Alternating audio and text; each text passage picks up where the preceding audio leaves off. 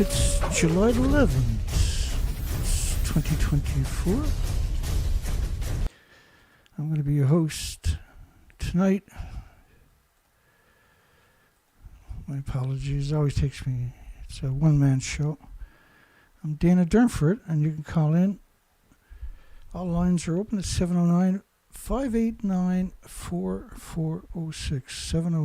709-589-4406.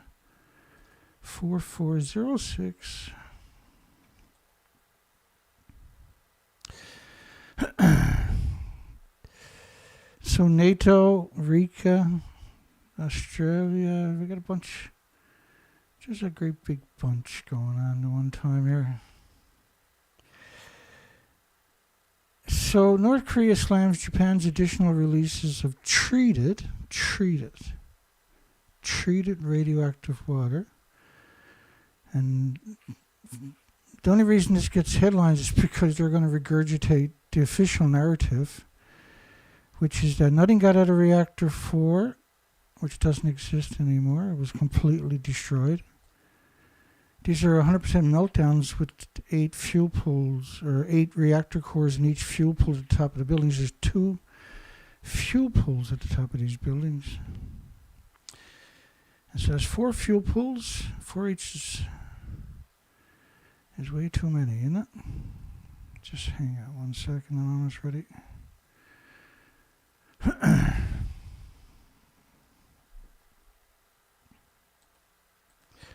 I'm supposed to be over there. That's better. So nothing got out of this building, nothing got out of that building. Gotcha. That's not a cover-up.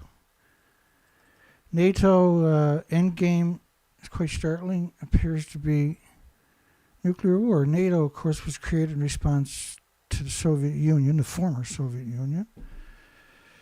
They dissolved it and the patents of the country and people's pensions at the same time. So NATO done lots of damage to a lot of lives, right? They got rid of all the pensions and the patents. The pensions that people desperately needed and the patents that people were dependent upon. Who won the war in Afghanistan and Iraq? It was Monsanto. They weren't allowed to grow their own hereditary crops for 20 years. And by then the soil would be completely contaminated with formaldehyde and glyphosates. NATO's endgame appears to be nuclear war. We'll get to these stories. Why Indo-Pacific countries are joining the NATO summit? Because NATO's 30 countries, right? And this is their 75th anniversary. We'll get to that. They should be banished. When the Soviet Union dissolved, they should have been dissolved. And now they have unimaginable power, weapons, military, aircraft carriers, jet fighters, satellites, nuclears and more nuclear weapons, and dirty bombs they call munitions. They're just a threat to the species and the future of humanity every single day.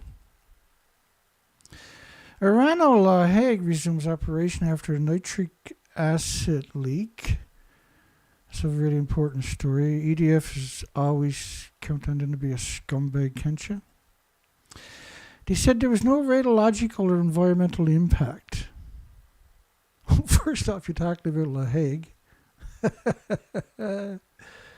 We're talking about La Hague. It's got 500 security guards.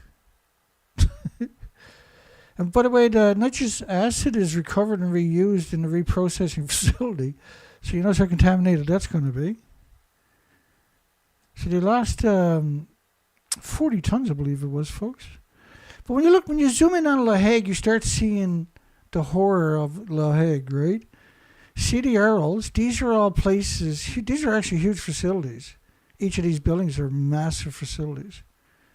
They need their own gas, oil, and coal plants, multiple, just to run this site. Because this is absurd. This is a massive.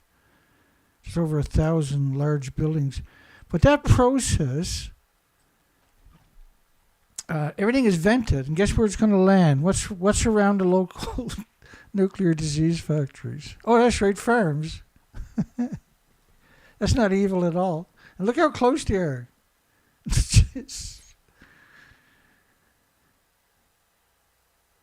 Well, there's enough food there to poison an awful lot of people every day. Worldwide. And not counting the emissions, right? And the emissions are all over that site. That's just a little tiny peck of this site. So the emissions are just disgusting. It's disgusting, really. We're talking about nuclear, so that's the tail of the tape, right? Should dirty nuclear power plants be banned worldwide to preserve our ecosphere, our biosphere, and the beautiful water, our precious, our wonderful, absolutely wonderful, amazing, beautiful water? And one fifth of the fresh water on this planet is these Great Lakes in North America, Canada, United States. Lake Michigan, Lake Huron, Lake Superior, Lake Erie. And this is the biggest aquifer, Lake Ontario, on the entire planet.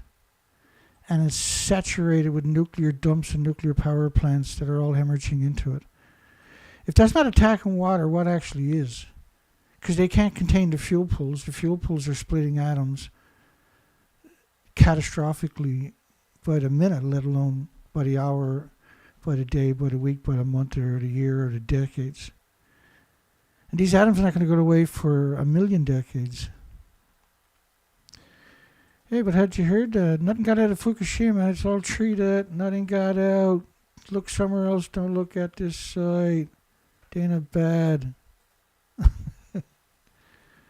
He's so bad.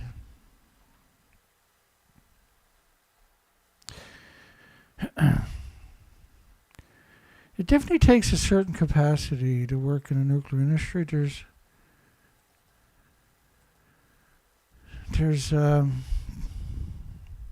just, you gotta have this kind of contempt for humans. And I think they I know they do, right?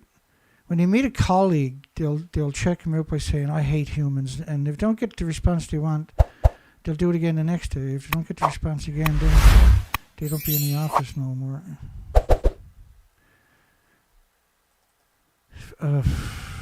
We'll get into that narrative about nuclear weapons tonight. And not all nuclear weapons are equal, right? The Soviet Union dropped one that was equal to 3,800 when you think about the A-10 Warthog, all it shoots is dirty bombs. Shouldn't there be RECA for these, wherever this disease factory went to? This flies around spraying everything with DOLRAM, depleted uranium, low-level radioactive materials, at 1.5 tons a minute. And each bullet is 100% a dirty bomb. And it's no good turning to the media. And of course, wherever there are two, there's radioactive fallout forever because of it. Right? Once you use them, the radioactive fallout never goes away.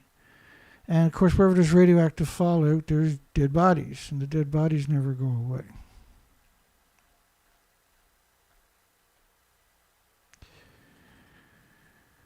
And so La Hague is a perpetual disease factory because it's surrounded by farms and you can't contain the emissions.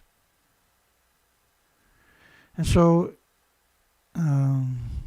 if you banned these dirty disease factors known as nuclear power plants, you couldn't have La Hague or Sellafield or Donneray or Windscale or... That's all nuclear does. It's quicker than that. Like if we were to look at the truth of it, because you got heart problems, liver problems, lung problems, respiratory, pituitary, thyroid, adrenaline, Alzheimer's, dementia, autism, diabetes, Down syndrome, schizophrenia.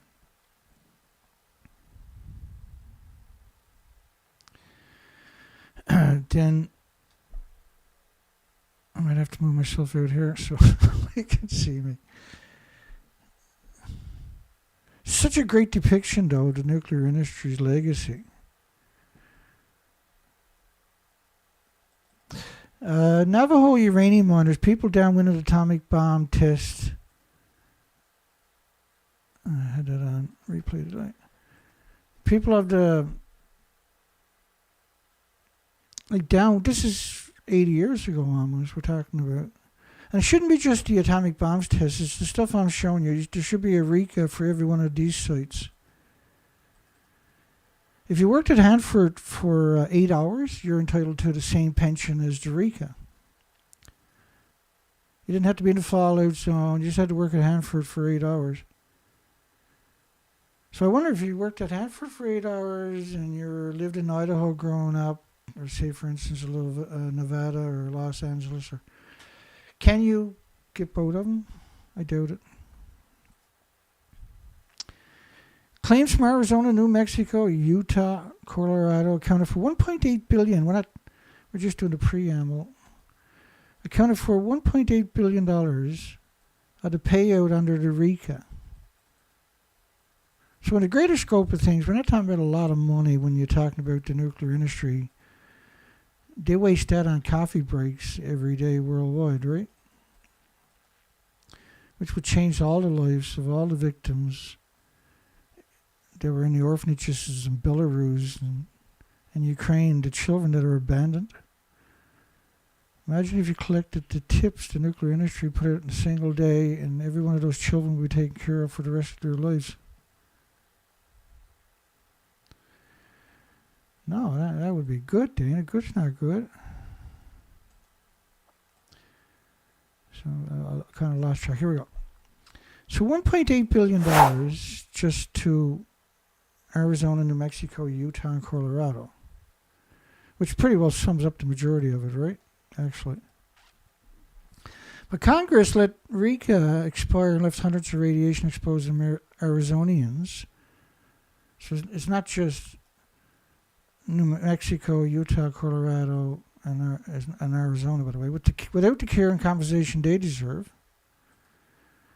$1.8 billion would change it.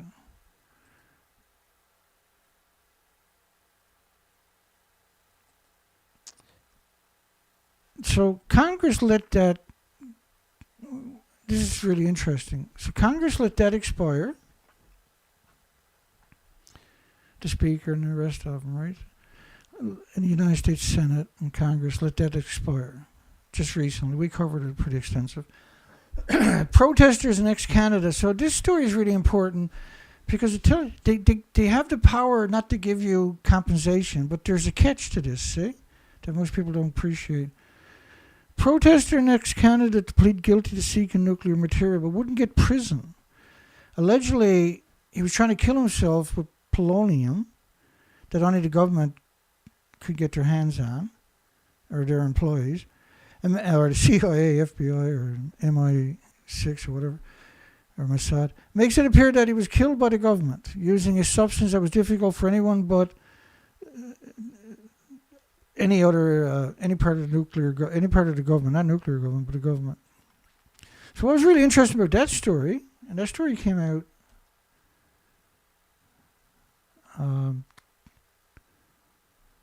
what year did this story? This came out in I think 2017 or something like that.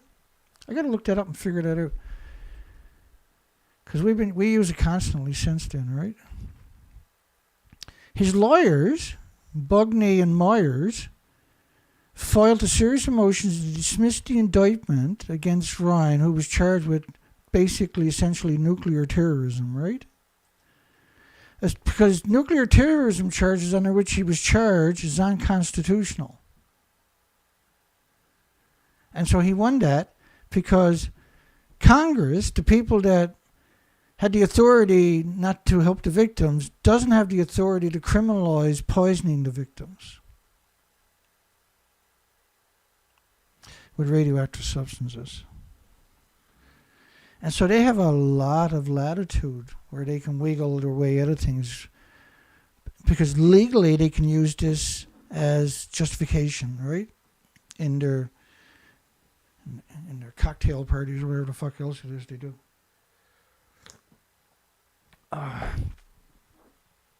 Oh, I was so burnt out last night, my God. So much stress, right? It's just so much stress. Trying to keep everything alive. We got the site up, but we also had an opportunity to get our hands on a boat. I had to make sacrifices. And we got the boat, thank goodness. But the boat album was just, it stressed me out, eh? And I haven't stopped. I worked every day and then doing shows. Just putting them together, just, it's really something, actually. I don't know why I don't just, because there's so much work, I don't know why I just don't stream it live, do the whole fucking, because I can stop the stream and then pick back up when I sit down again, right? But it's a lot, it'll be an 8-hour show every day or something.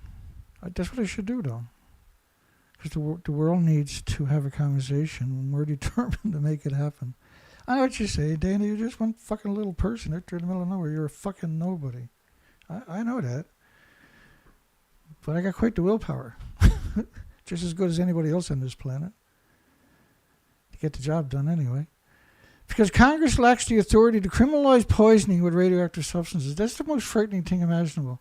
But they got the authority to give them $140 billion to go and buy all the little toys they want. But they don't have the authority to make it illegal to poison you with that stuff that falls out of the sky. And allows you $1.8 billion will go a long way to helping, because there's not a lot of people left, the original people that qualify. Right? And then, because that's complicated too, because let me show you the qualification.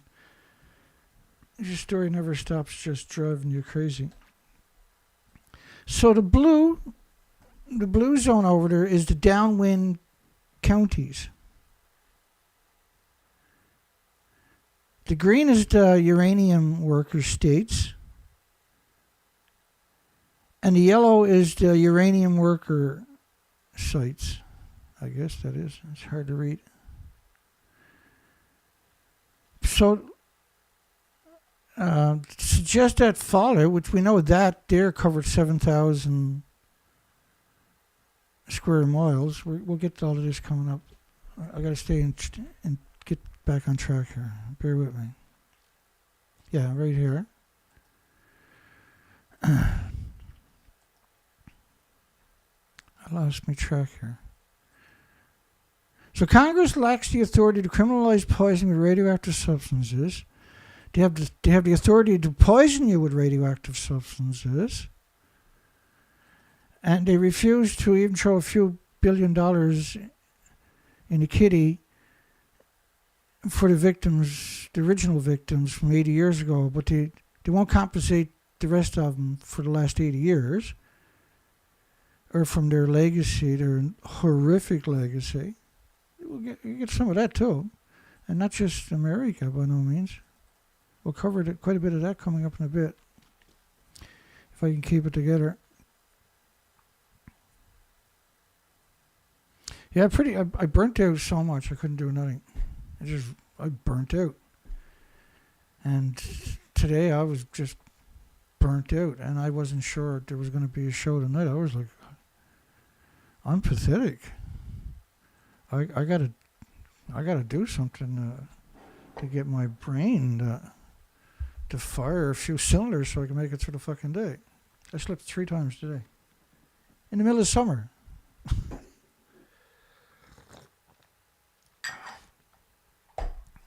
The things I do for the 8 million species and the rest of the planet and everybody else, it's pretty awesome. I keep myself busy.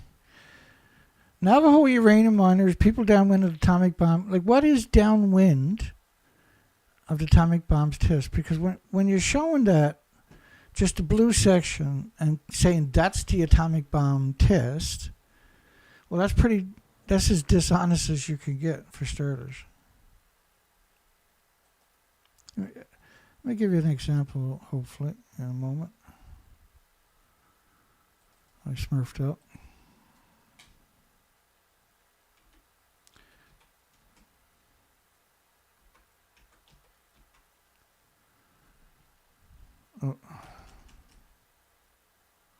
Keywords is important, right? Especially when you've been at it for as long as I have and you have so many tags on your computer as I do. If you haven't got a good memory, you're screwed. And not every, nobody's got a great, perfect memory. Huh.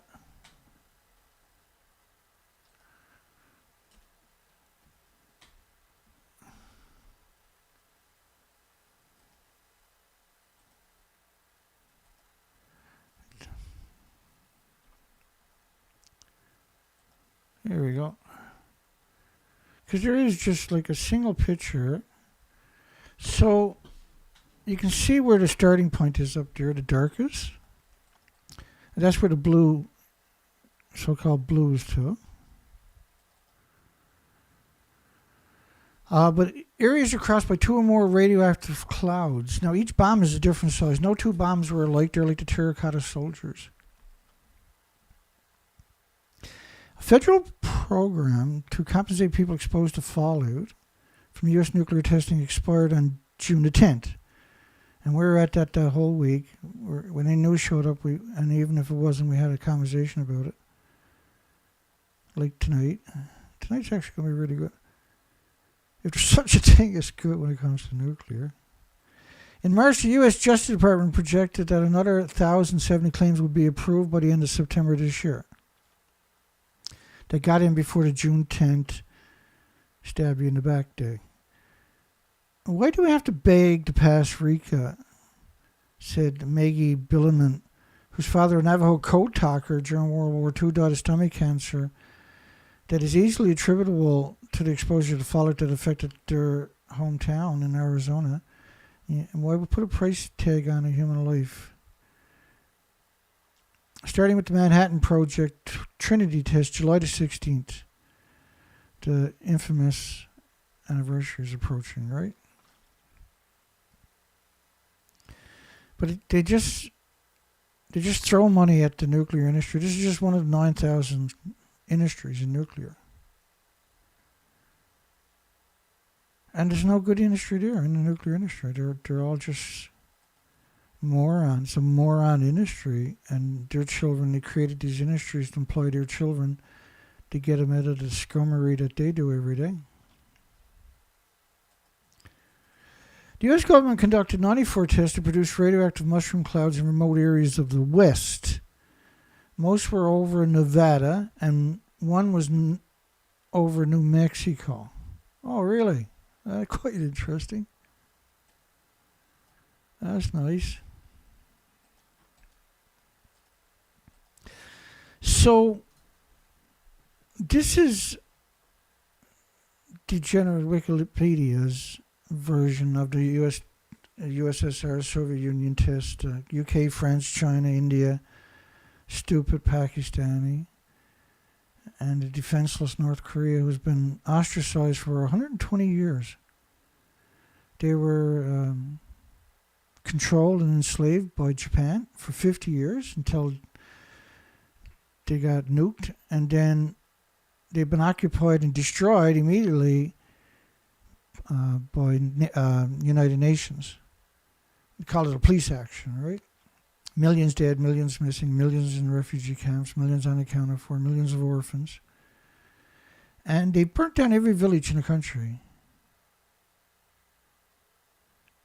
And General MacArthur had said that in his time he had seen as much blood and gore and guts as anybody on this planet in history.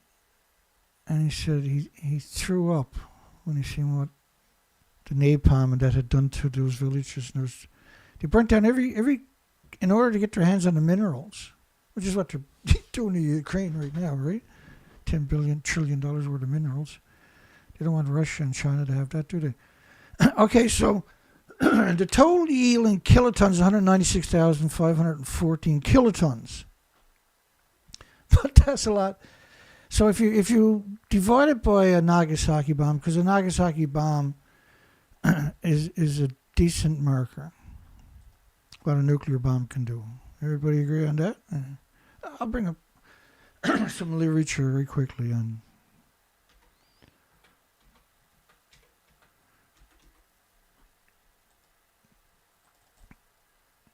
find something. Lord knows.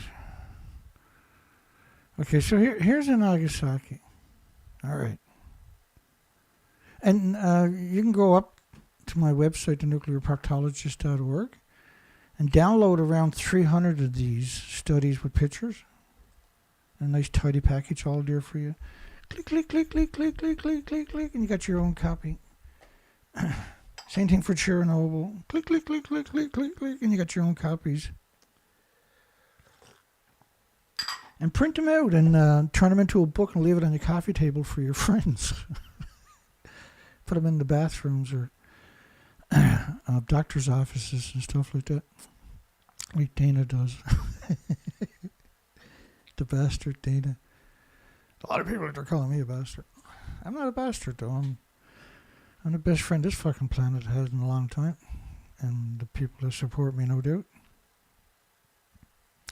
Okay, back to the punchline. What's the punchline, Dana? The U.S. government conducted 94 tests that produced radioactive mushroom clouds.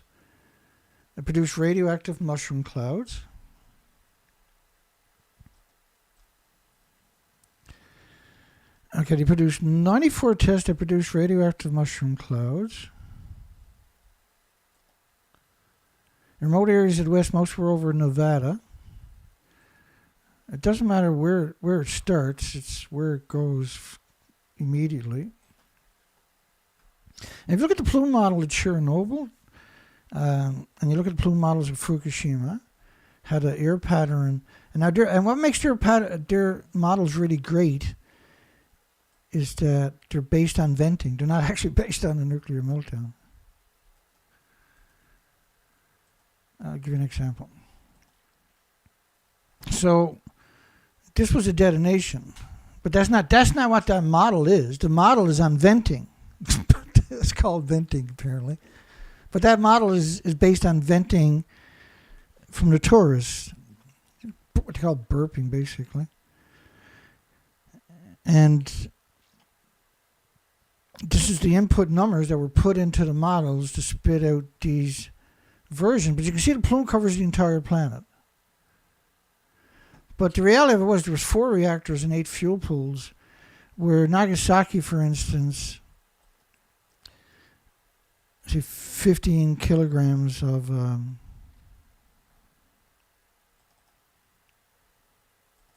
had 15 kilograms of uranium plutonium, right?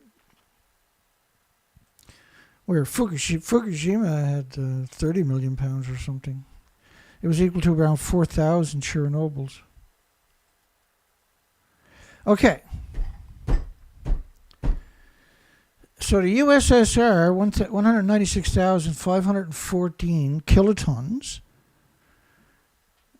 of the detonations is equal to 11,100 Nagasaki bombs. So it's equal to 11,100 Nagasaki bombs going up because that was a plutonium bomb.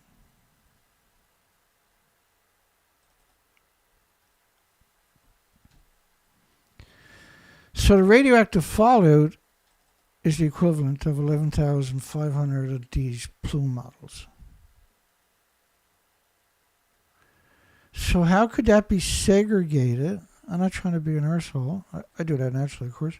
How could the radioactive fallout be segregated to Nevada? Supposed to have some music in the background.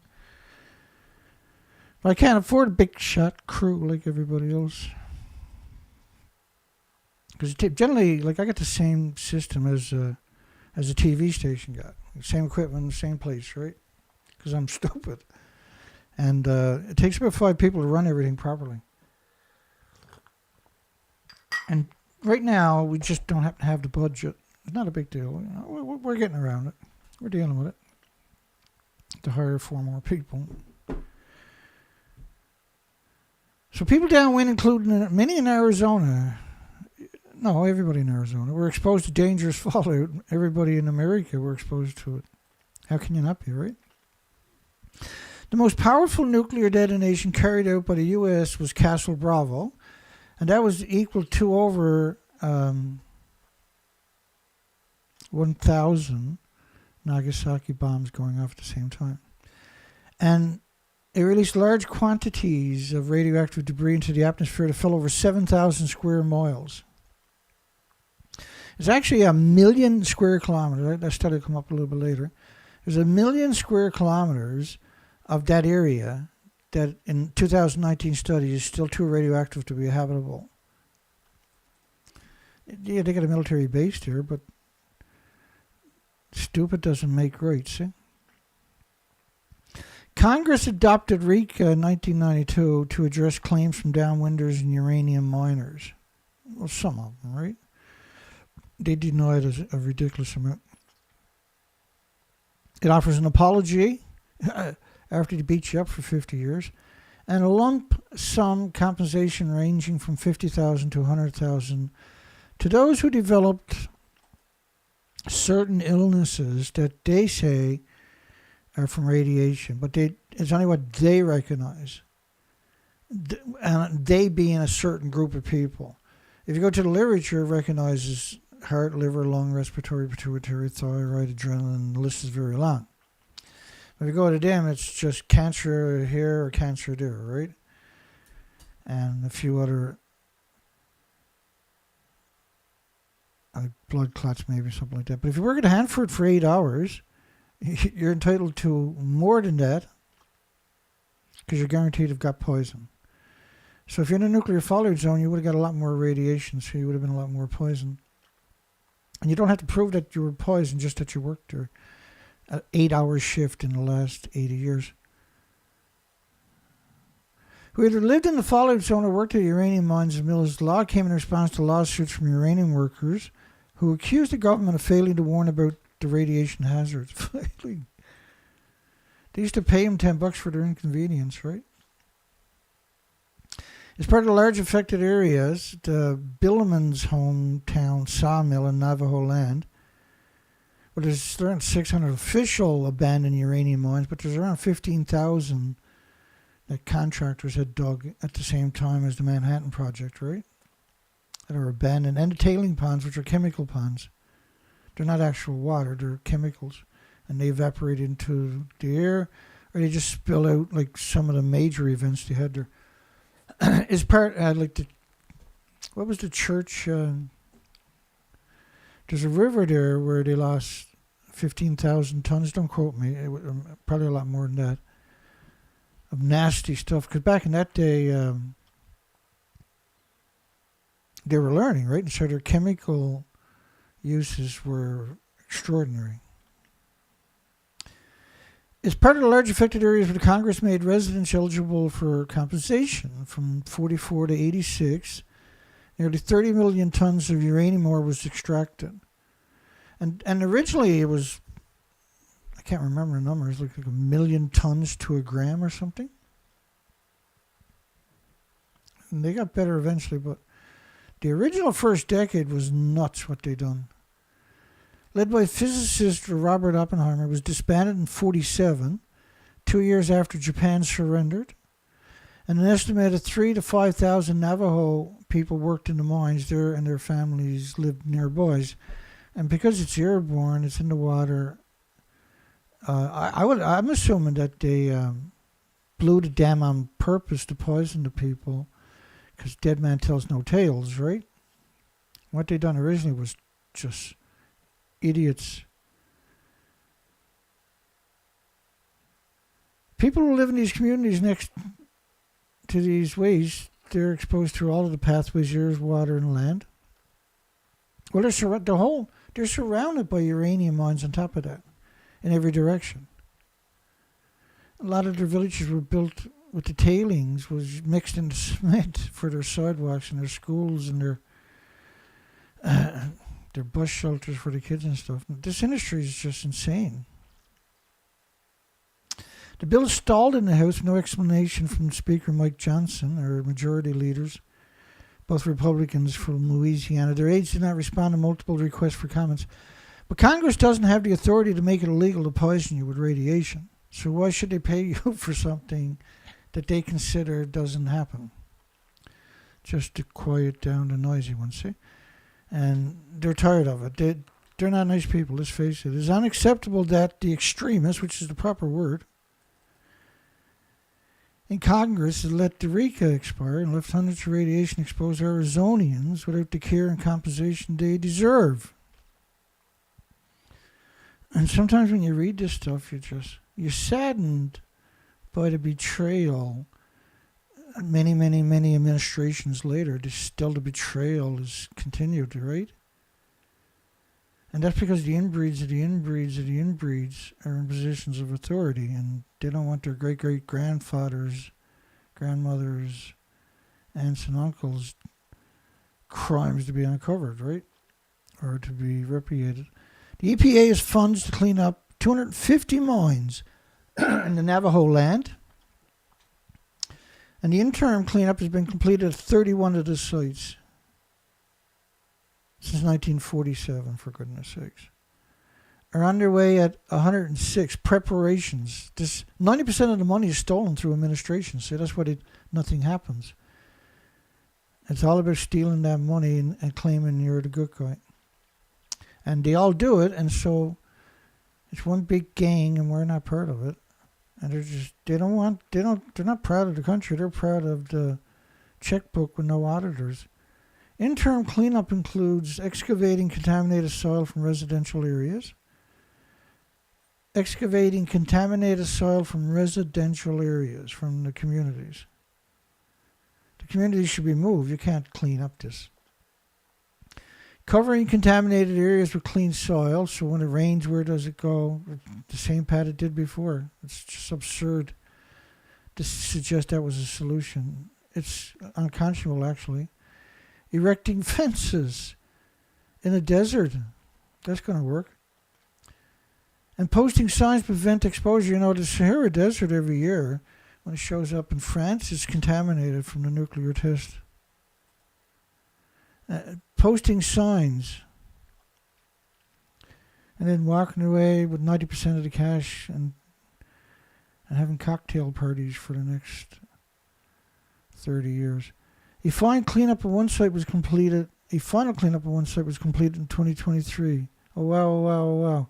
Out of over 600 recognized and over 15,000 that are actually there.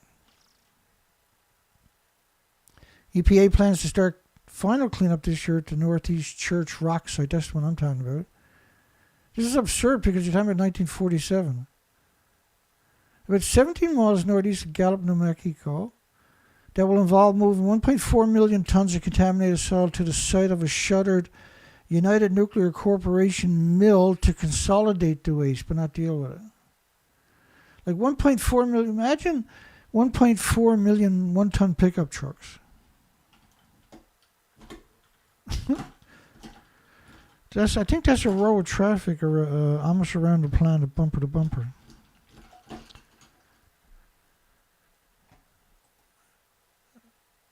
She worked at the mill for 2 years till 78 when she had her first child, and the stink overlapped with most of her pregnancy. Her first child was born with a birth defect, a muscle wrapped around his stomach, making him throw up whenever he ate. And surgery addressed the problem, and Evers returned to the mill. Her second child was born without hips, requiring 5 major surgeries over 6 years. Just one of a million stories because of this industry. Every year, basically. The company never warned her about the dangers, and they knew they were going to kill us, I'll say. The evidence is so overwhelming now. Dead man tells no tale, right? He was a downwinder who fought over 50 years to get justice for the victims of the lower Mohave County from the U.S. government's careless actions in the 50s, which exposed the entire area to radiation for over a decade. It doesn't go away after a decade. That's the obituary, because people are... The nuclear industry got its foot in everything. So Church Rock site was the tailing pond that collapsed, and it collapsed into their this beautiful river network and estuaries and streams, wrecked it. And right into the communities in some incidents. And they didn't know any better. They used to play in the river every day, right? They used to wash their food and feed their pets and animals. It was a downwinder who fought for 50 years to get justice for the victims in Navajo from the U.S. government's careless actions, which exposed the entire area to radiation for over a decade. And so even in their death, they're denied the truth because it doesn't go away in a decade. There is still free screening for radiation exposure, continued despite the RECA expiring.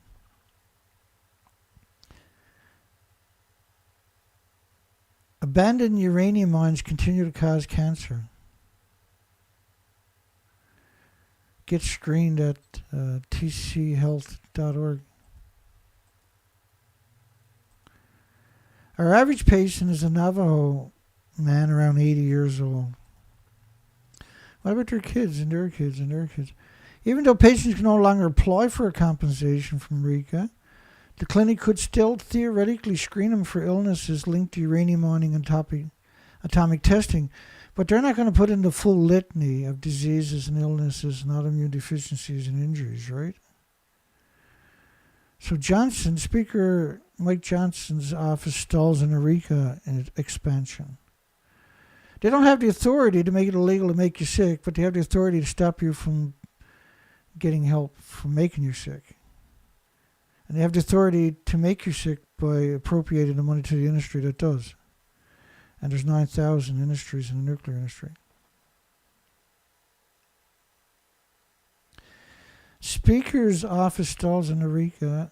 Advocates for the Radiation Exposure Compensation Act expansion expressed frustration after meeting with Speaker Mike Johnson's staff, believing the Speaker hopes to delay and reduce the bill's scope.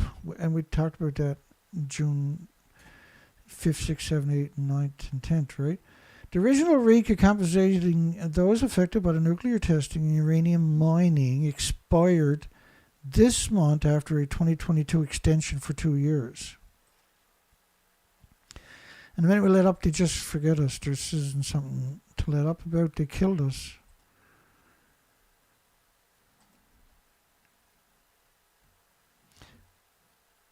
After meeting with the staffers for Speaker Mike Johnson this week, saying they believe the Speaker hopes to wait to out. Remember that? The Speaker hopes to wait them out. Well, he got his wish. They passed the Senate with a filibuster-proof majority at a simple extension, which had been slated for a House vote before it was pulled from the schedule without explanation. Senator Josh Hogley, co-sponsored a Senate bill, had been sharply critical of Johnson for attempting to schedule a narrower extension for frequently invoking concern about cost in the negotiating process. Right? And that's what I mean, because I showed you earlier, right? 140 billion for nuclear weapons you can't use, but you got no money left over for the victims. Again and again and again, administration after administration. So this is an agenda, right? This is not a personal decision as much as it is an agenda for those in that position. Noting that despite its passage in the Senate, it was supported by less than half of the Republican caucus.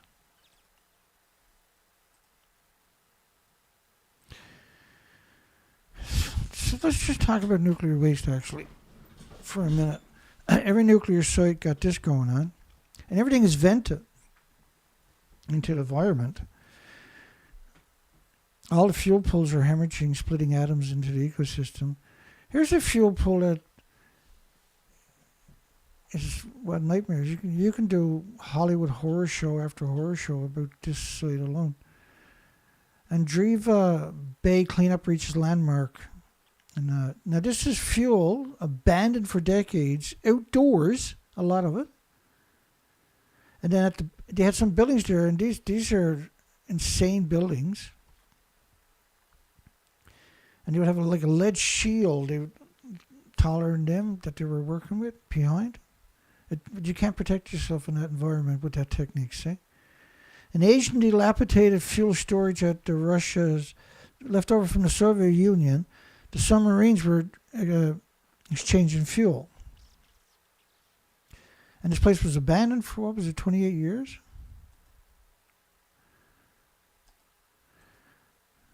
And the releases from there, because some of the fuel pools are outdoors, where it's just depending on winter and rain. It's up. The whole story is just incredible. It's the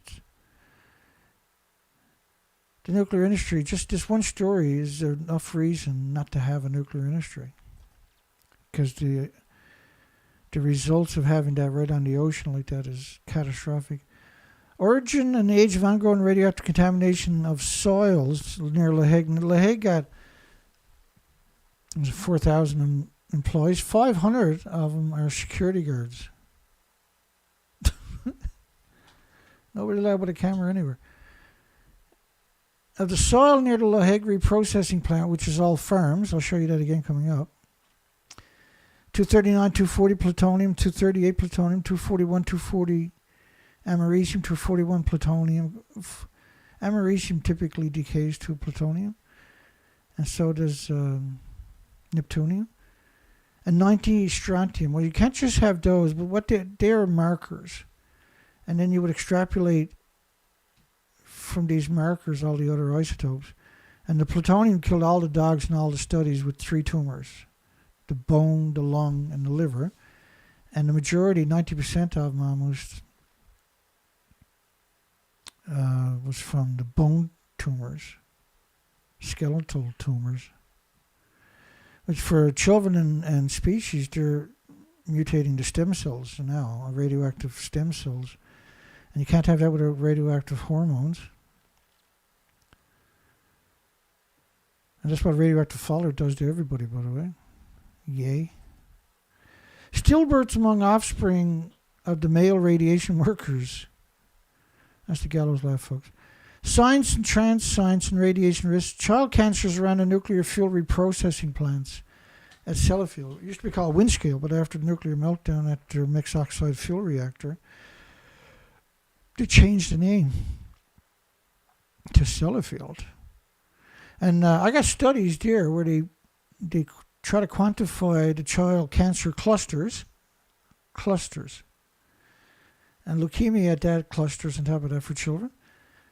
They tried to equate it with a common cold. It can't be the nuclear site right alongside of it. No way. The distribution of 129 iodine around West Valley. And the reason you see these types of studies, because you can't get money to do a study on curium or the uranium or a lot of the plutonium a lot of the times, right? Sometimes certainly, but they were able to get money for the iodine 129, and the iodine 129 is if you're doing something nasty, this stuff is prolific. It's got a 150 million year half-life. So it never, ever goes away. There's 10 half-lives. And that was abandoned for a decade and a half or something, right? They closed it down because it contaminated New York. And is it the Hudson River? I can't remember. The most powerful nuclear detonation ever carried out by the United States of America, Castle Bravo. I also got this little clip to help articulate how much pollution we're talking about. So because this is 1,000 Nagasaki's at the one time. That's a nuclear war. And if you'd done this in a country, the nuclear war would look like this. The whole picture of fallout contamination becomes of increasing importance with high-yield weapons. In one program, drone ships were sent into fallout areas to evaluate the worth of a washdown system for ship decontamination. We found we could measure fallout even in large ocean areas by making aerial surveys using extremely sensitive radiation detection equipment and with surface craft such as tugs and destroyers. As a result of these measurements, we were able to document for the first time fallout data from high-yield detonations. It is now known that fallout from the larger Castle shots blanketed areas of more than 5,000 square miles with radioactive material that would have been lethal to unprotected personnel. This one result gives a new insight into a method for using high-yield weapons in both strategic and tactical situations. So lethal doses in a 5,000-mile zone. which was one of those famous stories came out of that was the Lucky Dragon. Not so lucky, obviously. And the people that ate the fish that were aboard of it weren't so lucky either. So the Castle Bravo covered 7,000 square miles. What they're talking about there is high-level radioactive fallout. It covers the whole bloody planet, right? The Ruskies finally declassified footage of the largest nuclear bomb. It was so big, in fact, it hit the bomber itself 75 miles away. It was so powerful, it actually prevented the subsequent 5-mile wide fireball from even touching the ground. With the mushroom cloud reaching 42 miles into the air, 7 times higher than Mount Everest, and visible from 620 miles away. And people in Norway and Finland even reported feeling a blast that shattered windows. It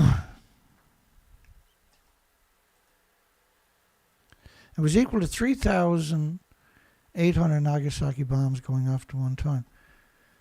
So the radioactive fallout from that was 50 megaton. The radioactive fallout from that would have been stupid. Yeah, I put that on there so whenever I turn the mic off, I know to turn it back on. Because there have been times. And what I got to get is a little flag that goes boop, pops up, and then you click. But it works. Who cares?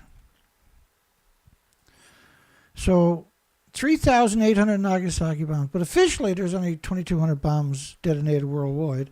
But this one was equal to 3,800. See how friggin' evil the nuclear industry actually is?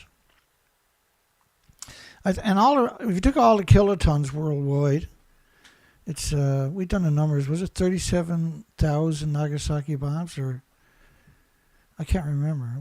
I should just go back and visit that for a second. Big question is, can I find my way back here to where I'm to right now? Yuck.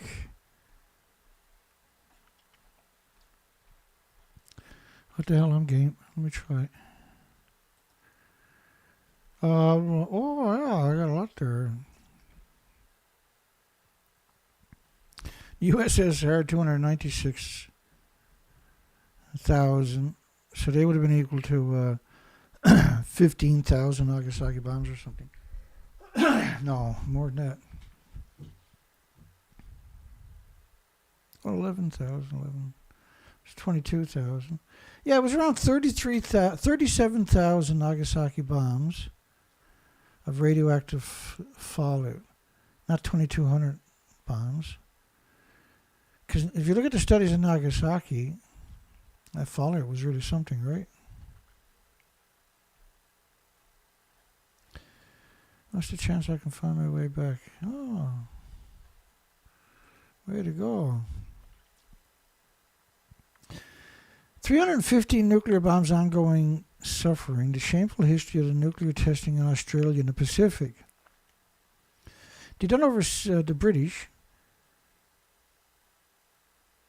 What the British done in Australia was just, what is wrong with these people?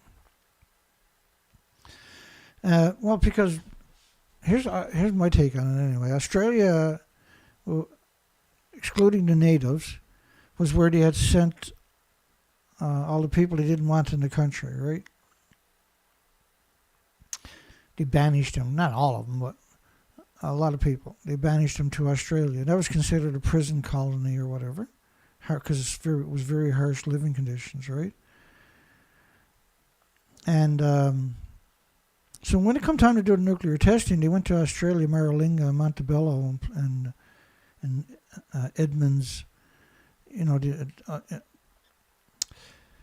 they done 700 dirty bombs where they took large amounts of uranium and plutonium from a chain reaction and blew it up with conventional weapons. There's no cause for stuff like that. But when they done the nuclear testing, there was one test, I think it was Maralinga or Montebello, Maralinga maybe, or Montebello, one or the other in particular, doesn't matter. It was 1,200 kilometers to Adelaide, which was the capital, right? And it was 96,000 counts per minute of cesium-137. And at the time, what was really interesting about it was at the time, the British were very methodical about the weather. And so they had something like 30 odd airplanes dedicated to doing the weather. And then they had a fleet of ships dedicated to doing the weather. And they were very coordinated. And so they knew exactly where the wind was going to go, see? There's no way to misinterpret that input. You can't, because the only way you can say they didn't know was to exclude all of these assets. You can't do it. And so they purposely contaminated Australia. They would wait for the wind to blow right across the population of Australia and the farmlands and the fresh waters of it. And that's when they would set off the nuclear weapons. And they would track it the whole time. And once you put the whole picture, because we have the wonderful option of hindsight, once you put the whole thing together, like we've done here, and we can provide you with the data. It's simple. We got it. We don't talk about it unless we got it. So it should be RECA programs for all that, shouldn't it? The secondary sex ratio in Italy over the past 80 years, the potential impact of radiological contamination after atmospheric nuclear testing and after Chernobyl. So both, again, they're quantifying it covers the planet, right? And so when they invoke Chernobyl, for instance, you can extrapolate from that. The Keystone disaster, the largest nuclear disaster you never heard of. After Fukushima and Chernobyl, the third biggest nuclear disaster is called Keystone. Never heard of it? That's because it happened in 1957, at the height of the Cold War, deep in the eastern Ural Mountains of the Soviet Union. The beautiful Ural Mountains, the deadly Ural Mountains from radioactive emissions from Mayak. The Soviets disclosed details no one, not even the people affected. Even the name is a misdirection, because it didn't happen in Keystone. It happened in the town of Cheroblinka, 65. There's a lot of Cheroblinkas, right? And they're designated by a number. The Mayak Production Association, one of the biggest disease factories on the entire planet, completely out of control. The secrecy is still extraordinary. Well, think about La Hague in France, surrounded by farms, but they got 500 security guards. So if you're a terrorist, you want to get at La Hague, all you do is buy some farmland. And you're in, baby. And that's why they got 500 security guards, right, to keep an eye on all the farms.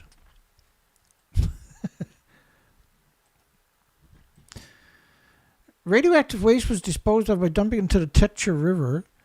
And I don't know, it's a long time ago, 15 years or something. Or more than that. And I had I'm not sure if it was a study or articles about 7,400 communities that were, these are little tiny communities, 30, 70, a couple of hundred people, that were abandoned along the Tetra River. I can't find it anymore. But it was from a reliable source, and so I still quote it today. And solid waste was dumped on site. It was dumped in the Tetra River. They just dumped it in the Tetra River for quite a few years because it was so lethal, and they were using the prisoners to do it because they were expendable, and they get dumped into the Tetra River too. And smoke was released. This is not smoke into the air with no regard to its content. They had burn pits that are just next level stupid. And it wasn't smoke. This is lethal emissions into the air. Nobody can survive the immediate area. A water tank exploded. Waste tank. Nuclear waste. There's a whole bunch of these stories for Mayak that are just holy stupid shit. Idiots. Scumbag type stories. Sending a cloud of radioactive material into the air that fell over an area of 20,000 square kilometers. They have, when you talk 20,000 square kilometers, it's ludicrous to suggest that's all. But what they're alluding to was that it was a problem, that 20,000 in particular, because that was in their immediate vicinities. And so that was considered a problem. But they don't want to acknowledge the rest of it. So 270,000 people lived there. Only 11,000 were evacuated, and that took up to 2 years to accomplish. Within a few days, 300 of a certain village, 5,000 residents died of radiation poisoning. So they all would have died eventually from that kind of exposures, and they would have debilitating illnesses and diseases, and that would have been passed on hereditary. This is why they had so many orphanages in Belarus and Ukraine of the deformed children from the radiation, abandoned. It really cuts my soul every time I talk about it. Because they abandoned them, right? Even today they're abandoned, and they still have nothing, and it could be resolved with an anonymous donation from the scumbag industries. They don't have to come out and do it. They just have someone show up with a suitcase and take care of these, wouldn't they sleep a bit better at night because they have so much money they can certainly accomplish it? Wouldn't it be worth their peace of mind, If you're in their position, wouldn't you have pains of conscience about stuff like that? Wouldn't you locate funds one way or another so that you can sleep better at night? Or does it just never ever bother them, see? Within a few days, 300 of the village's 5,000 residents died of radiation poisoning. So there's one, dying right away is, these are massive doses. These are catastrophic doses. And it's not like energy. It's actual physical atoms we're breathing in and drinking and consuming. And every time, how often people touch their eyes and nose and their mouth, right? Especially kids. Especially what about all the animals, birds and insects and the biota and the species never discovered that were slaughtered by the perpetual continuous emissions, pulsing of energies from this fallout. Even today, it's just all you can do is literally is just why is this industry with such massive pollution? Because every fuel pool is hemorrhaging radiation 24 hours a day. And every year they put more fuel in the pool, so every year you got more radiation it can never go away. You're just adding. It's like a snowstorm with the snow. After 30 days, the snowstorm covers the whole planet. The snow never melts, it never stops snowing, and it does this for a billion years. That's what nuclear power fuel pools are doing worldwide every day. Just because you can't perceive it, or smell it, or hear it, or feel it, or taste it, or touch it, or pick it up, or throw fucking rocks at it, that don't mean that it ain't gonna fuck you up down the road. And your loved ones, and everything you give a fuck about. List of civilian nuclear accidents. The 50s, the 60s, the 70s, the 80s, the 90s, the 20s, the 10s, the 20s, the 30s, the thousands, the millions, the... Chalk River, in 1952, Canada, a level 5. It didn't blow the building fucking 600 feet away, so it's only a level 5. They can get off by saying that it's a level 7, right? Reactor core damage.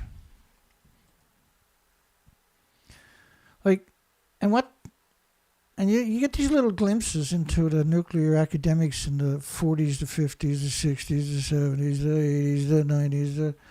And what you start realizing, because when you're exposed to it every fucking day, all day, the bad sides of it, because you can't find a good fucking side of it.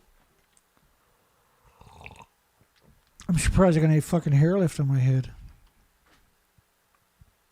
Oh, there it goes again. And when you hear me starting to use such colorful language,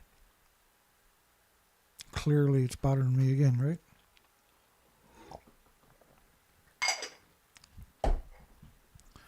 Well, that hot plate little gift was some handy, eh? because it cuts your throat gets pretty dry when you see. Quite a while back, I wanted to do interviews and fucking bring in co-host speakers and everything else, right?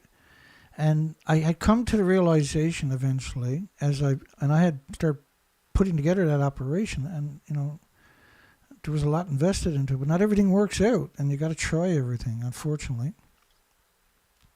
you got to have those latitudes. You got to be willing to try everything, or nothing will work, right?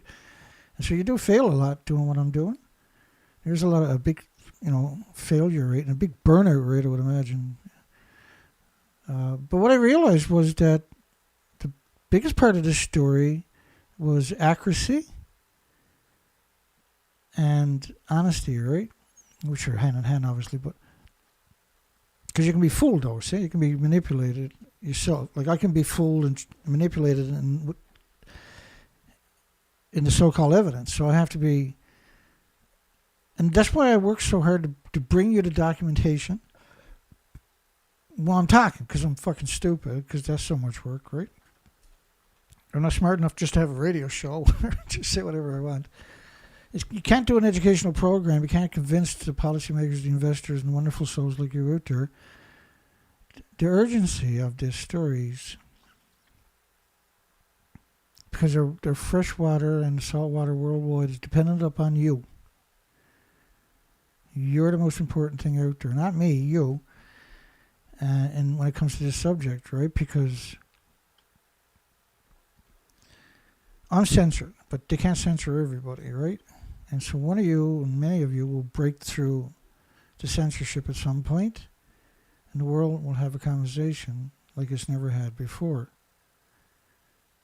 And I think it's very sobering. If the plan was to have this conversation, there'd be a lot less fucking air rage and road rage, because people will start comprehending how deep this fucking rabbit hole actually is.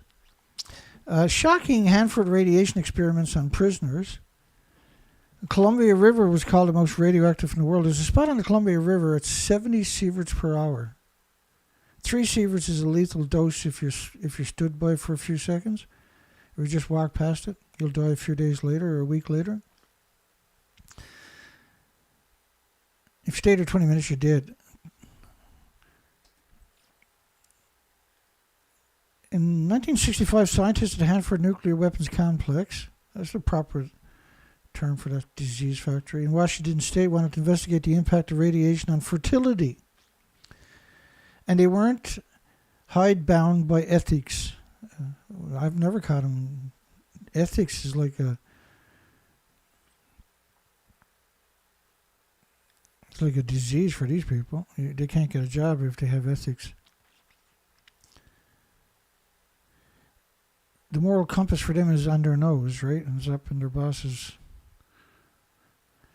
In a specifically fortified room in the basement of Washington State Penitentiary in Walla Walla Penitentiary, volunteer prisoners were asked to lie down on a trapezoid-shaped bed, put their legs in the stirrups, and their testicles drop into a plastic box of water where they were zapped by x-rays. Decided, like, stop, move on. The experiments lasted for a decade, not a week or a month or a year, but decades is more like it. It was 131 prisoners at that particular facility. The testicle test is just one of the many disturbing details unearthed from the official archives and the fascinating. I think terrifying is better, isn't it? More Hanford history. Tunnels created by muskrats at Hanford undermined one of Hanford's storage ponds. This is the biggest scam imaginable, is calling it a storage pond. Causing 60 million liters of radioactive influence to pour into the Columbia River. 60 million liters.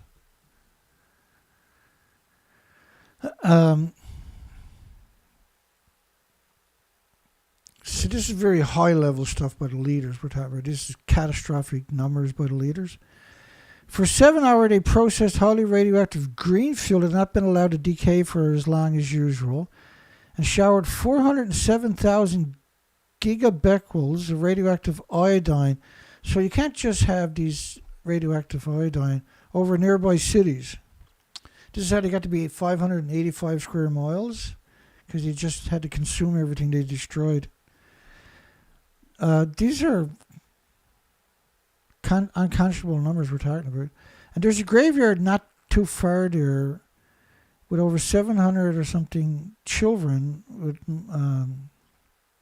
microcephaly, or whatever you call it, the deformed head.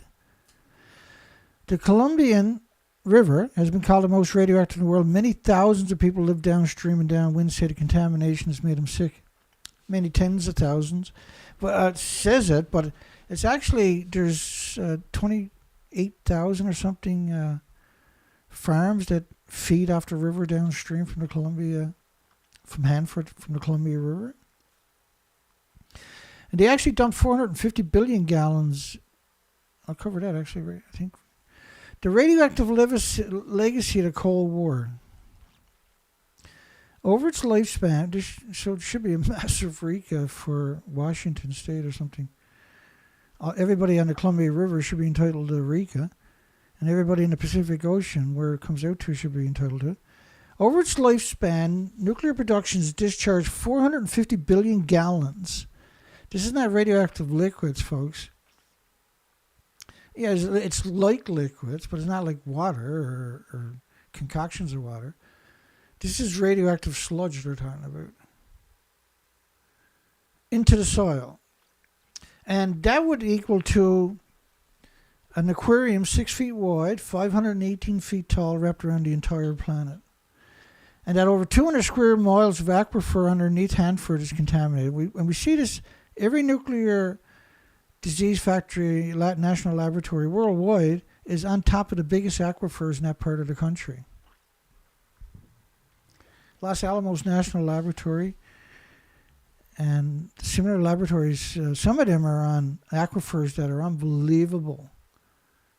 And that, of course, are feeding tens of thousands of farms. And, of course, they've spent 100 million plus trying to clean up their damage from the 40s and 50s. But you can't bring back what you lost when it comes to nuclear, right? And 53 million gallons of radioactive chemically hazardous waste remain stored in 177 leaky underground tanks. Well, we put this sludge down in these tanks and that was buried in the ground. These huge 300,000 gallon tanks. There's 177 of them, right? First off, it was 1.4 million of the same tanks that they dumped in the soil. 1.4 million is 450,000 gallons. 450 billion gallons, rather. The tanks are now leaky. You have gammas, alphas, neutrons, betas, all settling on the bottom, and you got a chain reaction. So it burns, you have a criticality, and it burns a hole through the bottom of the tank. In addition, Hanford has approximately 25 million cubic feet, 750,000 cubic meters of buried solid waste, where they had train tracks built down into the ground. They drove the trains down there and got it and ran away, and then buried it. Left the train there and everything, right? Spent nuclear fuel and even leftover plutonium. And so 450 billion gallons is an aquarium 6 feet wide, 518 feet tall, wrapped around the entire planet more than once. More than once. They also have 40 miles of unlined trenches that were used for dumping radioactive waste at the nuclear disease factory at Hanford. And because I used to cover that a lot before Fukushima, Hanford. And Hanford, by the way, they expect they need at least another $700 billion. They got no money for RECA, though. They got fucking money for everything else. They don't even have the authority to make it illegal to poison you. Why should they fucking help you? Because it's not illegal to poison you, see? So that's their out, and that's what they're using, too, to justify it in the boardroom. By the way, one massive container ship equals 50 million cars. So just one of these bad boys is equal to 50 million cars. And 15 of them create more pollution than all the cars on the planet. So how is nuclear going to mitigate this? Because there's 90,000 of these cars on the ocean at any given time, or these ships. And there's at least 2,000 during construction as we talk worldwide. Look to Britain's nuclear veterans in the eye, Prime Minister. And Boris Johnson is the reason that the Ukraine war didn't stop. Because they want the minerals, the $10 billion worth of minerals, $10 trillion. Well, they say it could be triple, quadruple that, but say $10 trillion worth of precious minerals the Ukraine got. And the best way to get it, of course, is just destroy Ukraine, because then there's nobody to object to you when you come in and chew it all up in 100 years' time, right? Shocking state of the world's riskiest nuclear waste site. Now, I know what you're thinking, that's La Hague, but no, that's actually Sellafield. They all look the same, don't they? Surrounded by farms as far as you can see. All nuclear power plants look just like that, too. It's quite the coincidence, I know what you're saying. It was all contaminated. Milk, the chickens, the golf course. 6 decades after Britain's worst nuclear accident. An oral history, because all the written records were sealed up for 1,000 years. Reveals what it felt like to live near the nuclear disease factory that was called Windscale at that time. It was Britain's worst ever nuclear accident. No one was evacuated. No iodine pills were distributed. Not that they're going to work. If you're going to take iodine pills, you need to get the fuck out of there. Don't look back. Just keep going. Work went on and most people were not even told about the fire. Work went on. They actually went out and kidnapped people off the streets. I put a little graphics together. I probably will never find it again, but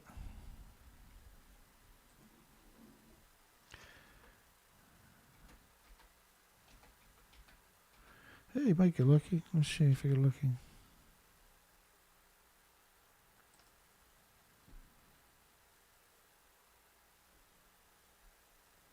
I got all the documentaries, all the studies, but I'm not seeing the video. I got no idea what I put on there for a tag anymore. It's been a while. You think I would have put Windscale on it, though? Let me try Sellafield.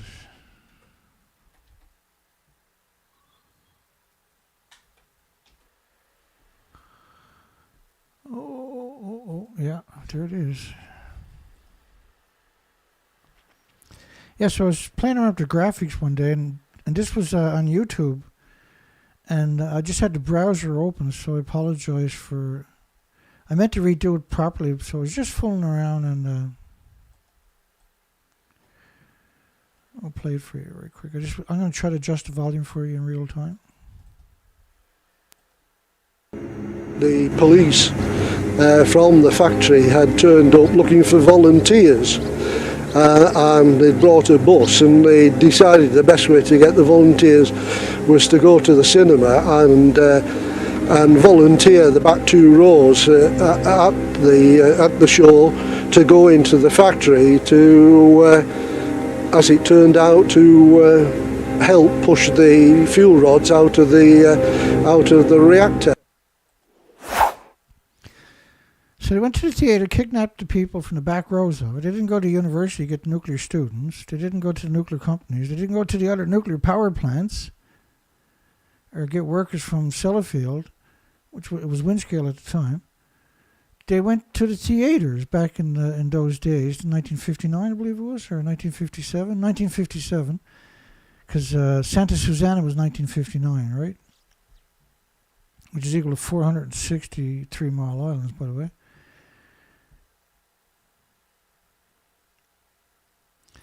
And so they went to the theaters, and the people in the back rows of the theaters in those days were the poorest people, right? The wealthy sat up front, and the poor people sat in the back. And so they went in, the police went in there and took the back rows, the 2 back rows, and brought them to the nuclear meltdown to push the fuel rods out of the reactor that was melting down. Just like the enormity of that kind of evil, you should never forget that story. That's such an important story.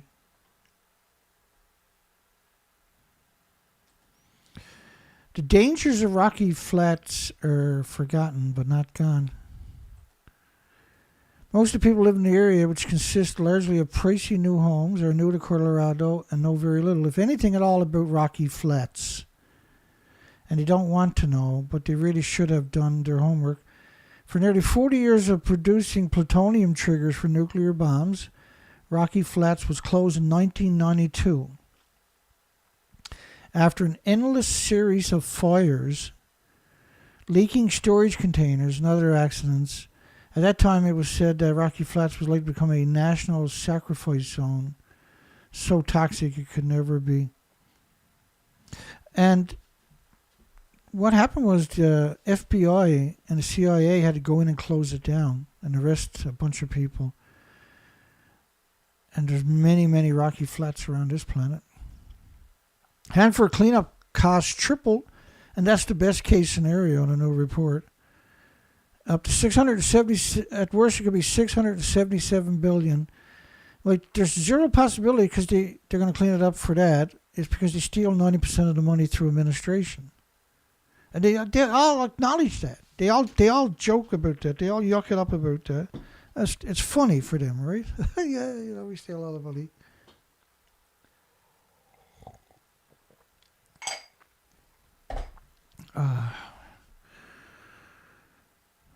It's been a long year getting up to this stage, folks. So the thing about what I'm doing is I take time off when I gas out, right? I hit rock bottom, and generally it takes me 24 hours, 36 hours to recover. Like my brain actually reboot. I never stopped though, I noticed, but I'm very active, right? So even today, even though I had no vinegar at all left in me, no piss and vinegar, when I was awake, I was putting together Sunday show, which is a doozy. And to show tonight that I was going to do last night, but it was impossible, unfortunately, is a very complicated show. And then I made it even more complicated tonight by putting all this stuff in there too. But in light of the RECA stories, because no one's talking about that, right? I said it's important that I put out a bigger, broader picture than do all the stories that I had slated for tonight, and which are very important stories. And I'm not going to get to some of them, I'm sure, but such is life, that this is such an important part of the RECA that the world needs to have it in a symmetrical, well, in a video, right, where it's all in one place.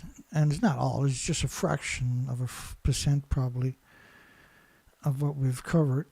Russia's Arctic nuclear dump may become promising fishing ground. There's over 18,000 dump sites there.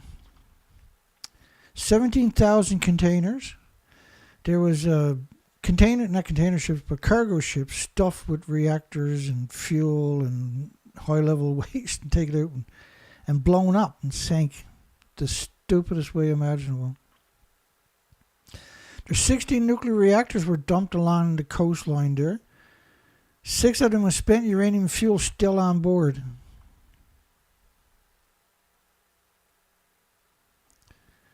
"17 ships and barges loaded with radioactive waste are dumped here." 17 ships and barges.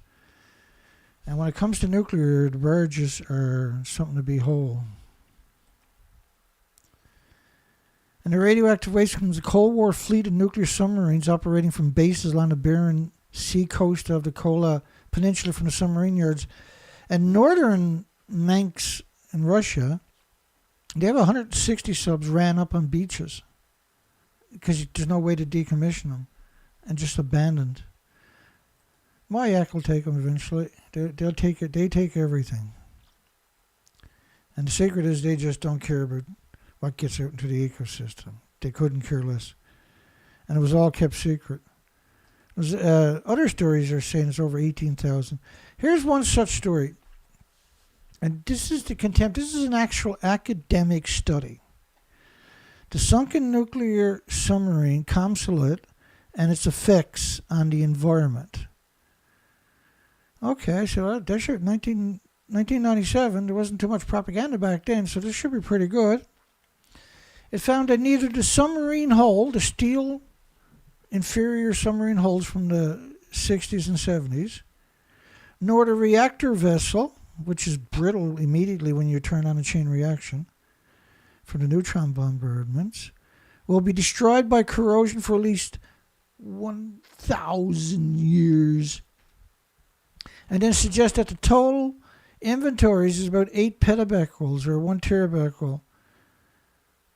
And only 1 terabecquerel is released annually into the surrounding environment. These are maniacs, but to suggest there's only 8 petabecquerels, which is a just absurd amount, enough to contaminate everybody on the planet many times over. It's still just a fraction of the real numbers. But when they tell you that neither the submarine hull nor the I can see them smoking a cigar with 1,000-year-old brandy in their hand, and they got pictures of fucking Mona Lisa on their wall alongside them. Yes, right down. It'll be about 1,000 years before the hull breaches. We'll have technology by then to deal with it. So shut the fuck up. Get back to work. It's found that neither the submarine hull nor the reactor vessel will be destroyed by corrosion in the ocean for at least 1,000 years. And that was a study with Russia and, don't quote me, Norway or Finland or somebody. Who the fuck done that study? It was a ship from Norway and Finland, or Norway and Russia, I believe, went out with teams of scientists from those countries. And this was the consensus, that the ship, the nuclear submarine that was built in probably the 60s or 70s at the latest, wouldn't rust for 1,000 years. Neither would the reactor. Like, there is no science to support that kind of assertion. And that the people that done the study, how the hell did that ever get published? And that was used, that was weaponized then against you for all the other nuclear waste on the ocean floor that was in a ship. Feds fear that EMP meltdown of nuclear power plants. So if you have electronic magnetic pulse event from the sun, all the nuclear plants can melt down at one time, see? Not that they would tell you that there, but that's exactly what would happen, isn't it? And then the emissions from that will guarantee you no life for at least a couple of 100 million years. Mortality among the U.S. military participants at high above-ground nuclear weapons test series. Approximately 235,000 military personnel participated at one of 230 U.S. tests. So there's 1 million children at least out there that would have been affected just through that venue alone. The shuttered San Onofre nuclear power plant spews liquid batches of radioactive effluents into the ocean. And all nuclear plants are doing this all the time. It's legal.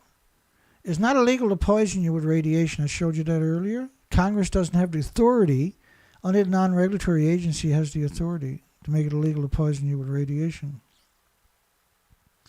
The little secrets of nuclear power at the bottom of the landfill. You see the tall stacks over there? And then you see the red and white ones? They're for venting the fuel pools, and the incinerators on site is also vented up some of these stacks. But the shorter, like the striped white and red stacks, there's 1, 2, 3 visible. There's 4, there's another one right there. They're for venting the fuel pools. There's about 120,000 liters. And each liter is just absurd amount of anthropogenic long-lived isotopes released. It's catastrophic plumes that you can't perceive without the equipment, see? What do we do with our radioactive waste is the question that's been there since the creation of the first reactors in Belgium. Between 1960 and 1982, in a 22-year period, the only answer was to throw it into the ocean. Like to have the skill to build a nuclear power plant the way they did, that are still running today, some of them, back then, it shows you they're not complacent, they're not naive, and they're not gullible, they're not stupid. And so throwing it in the ocean was their solution because there was no way to deal with it. And now Belgium acknowledges throwing 30,000 tons of them into the North Atlantic during 15 different operations. We've actually done presentations on this from my other site that they took down on me with no strikes on my account. I was out in the woods looking for spiders, and then poof, at 20, I can't remember the numbers. I got them there somewhere. I had like 24,000. They had just deleted about 8,000 of my subscribers. I had like 2,000 or 3,000 at a time. You wake up and there'll be 2,000 or 3,000 less subscribers. So I had 24,800, let's say, subscribers for almost 5 years. I never lost one, never gained one. You think Google was fucking with me? I don't think so. Google's pretty nice people. I don't think they do that. I think it's quite the coincidence that I never got a single subscriber in a 5-year period where I was doing huge research. So United Kingdom done it for 36 years. All day, every day, they had special designed ships to go out and throw. I'll bring up some pictures of it because that makes more sense, right? It only makes sense. It's only real if I bring you the evidence. If I don't bring you the evidence, then Dana's trying to hide something. See, that's what they say. Well, how come Dana didn't bring you the evidence? He knows how to find it. How come, he got it right there. Why didn't he show it to you? Because it's not real. He's a lawyer. Mom, make Dana stop lying. That's nuclear scientists worldwide, right? Dana's lying. Mom, there's no such thing. He would have showed pictures. That's what their mother tells them. Well, honey, if it was true, he would have had pictures. Did you see pictures? No, Mom, I didn't. Well, because he didn't have pictures. He's a lawyer. Freaking lawyer. Oh, to be evil. Being evil is easy, right?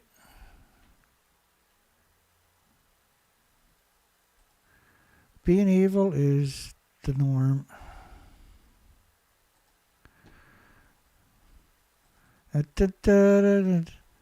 They're so crazy they just don't care, right? Get out of the way, you stupid little... Why would you use a rubber Zodiac where you know they're going to poke a hole into you? Get out of the way, you stupid environmentalists.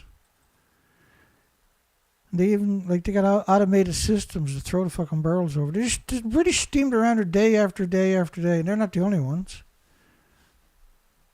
Just throwing their nuclear waste, driving along, a little bit over here. Go over there, we'll throw some over there. It looks like there's a boat fishing over there. Just circle that fucker with nuclear waste. That could be a breeding ground. We don't want fish. When you're on a boat and your Geiger counter is screaming because you're close to a ship, holy shit, man. Sucks to be on that boat. Every nuclear plant does that, by the way, with waste. But they spent 36 years that we know about, that we can document, that we can quantify, of this routine. The story is absurd, see? So there should be RECA for all the whales and birds and fish and everything. And for anybody that was in those zodiacs, there should be a RECA to cover them, shouldn't there? You can't seem to touch nuclear without stupid in the equation, can you?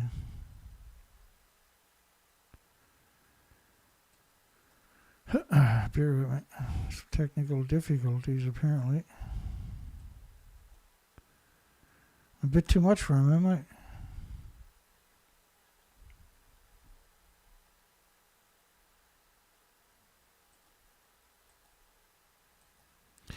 Looks like they froze me up. My system doesn't freeze up.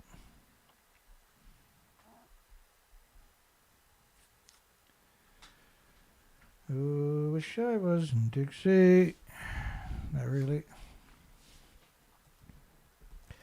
Yeah, the whole system's froze up on me. How did we do before they shut me down? That's a terrible story to end on. I got better stories than that. If I had an option, if I had some control, if they weren't scumbags. But clearly I was able to articulate tonight that this industry is scumbags, right? I can't bring up the poll. I can't move anything on my system. Oh, I get lucky. Now we're back.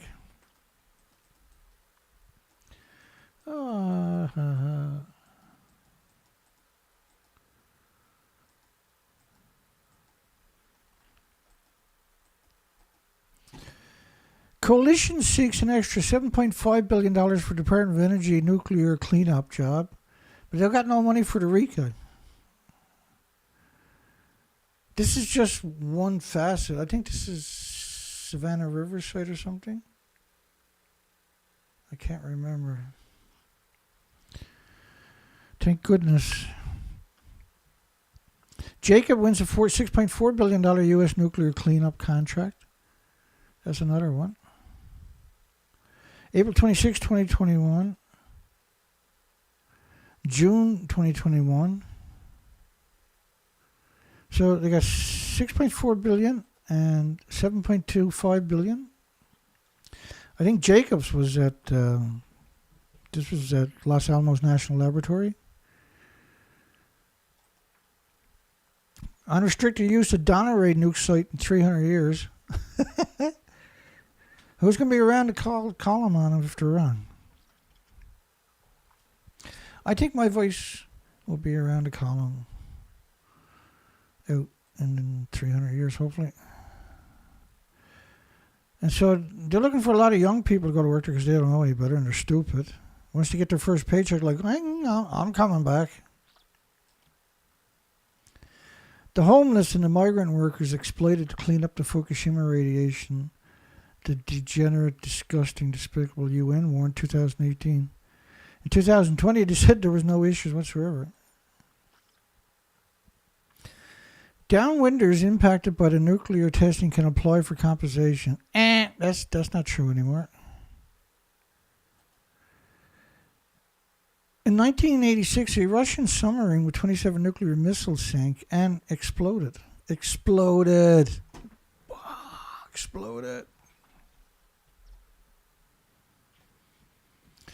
On the bottom of the ocean. No, that's... Nuclear never hurt a single hair on a mouse's balls, Dana. The Soviet Union detonated a nuclear bomb to put out a burning gas well.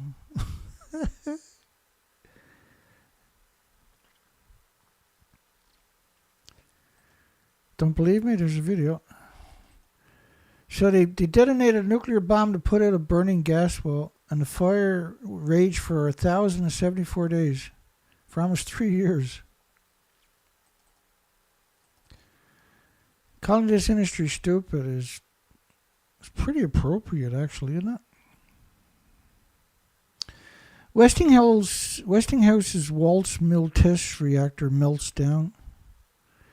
They just 2 million gallons of contaminated water generated during the accident. I think they boiled it off, was it? Like they done at 3 Mile Island when everybody stopped paying attention.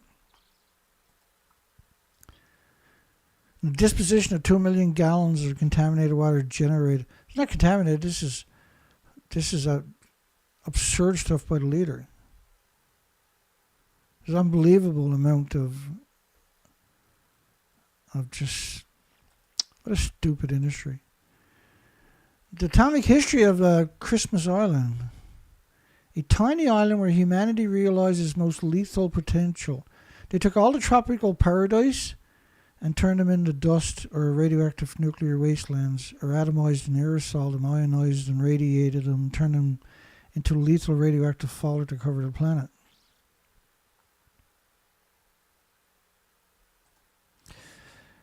Christmas Island was deemed a pristine place by the military when it was used for the nuclear weapons test during the Cold War. The Americans and mainly British, the Americans also went there. I think the British went there too. Or, not the British, but there was like 2,000 Australians went there too or something and sat there were guinea pigs. It's actually a really important study right here. Twitter use in scientific communication revealed by visualization of information spreading by influencers within a half a year of the Fukushima Daiichi nuclear power plant. Let me go back to this. So they had bought, don't quote me, it was 96 million tweets on Fukushima with just certain keywords. And they were able to trace the influence to 5 influencers. And so all they had to do was cut off those 5 influencers from the population, and they stemmed the flow of concern. So they learned off of this, right? They purchased 96, I'm thinking, I can't remember the total number, 96,000 tweets.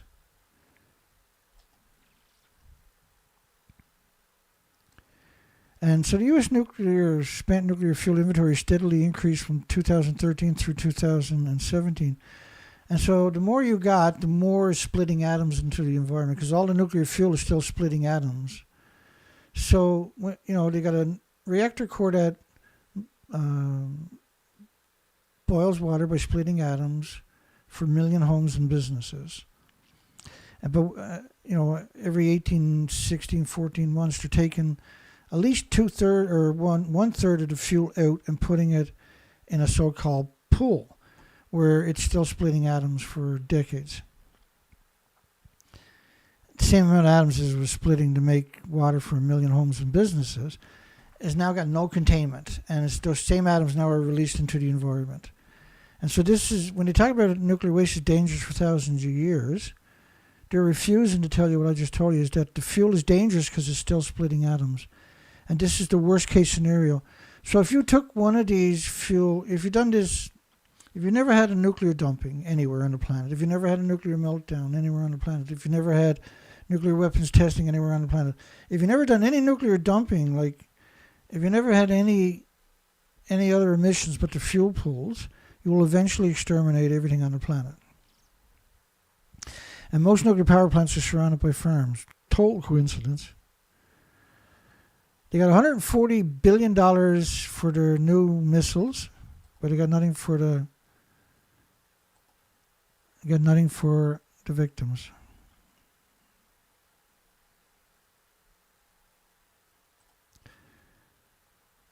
The 3-legged prawn of the nuclear stupid industry. There's 9,000 facets industries in the nuclear industry. So they're assaulting. Look what they're doing to you in the hospitals. It's unconscionable.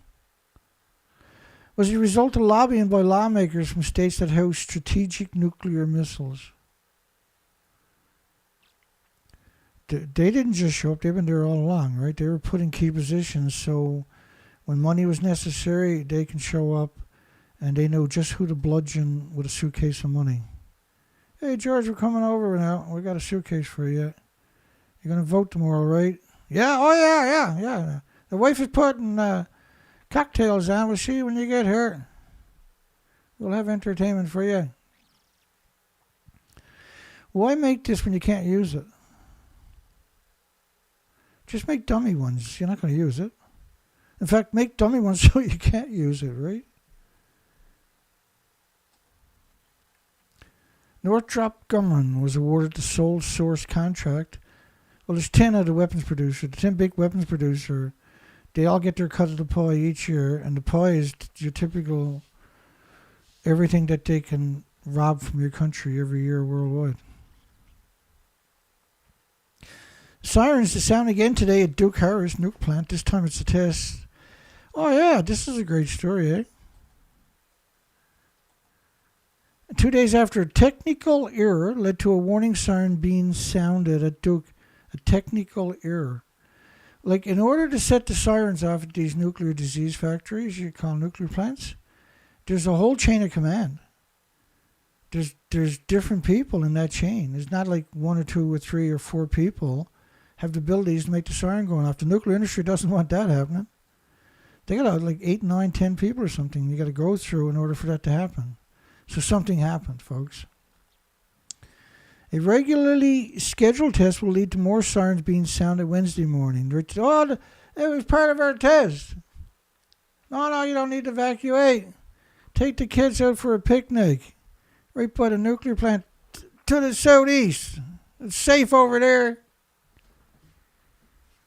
On Monday, 6 sirens were off around the plant in the southwestern Wake County during what was supposed to be a silent test.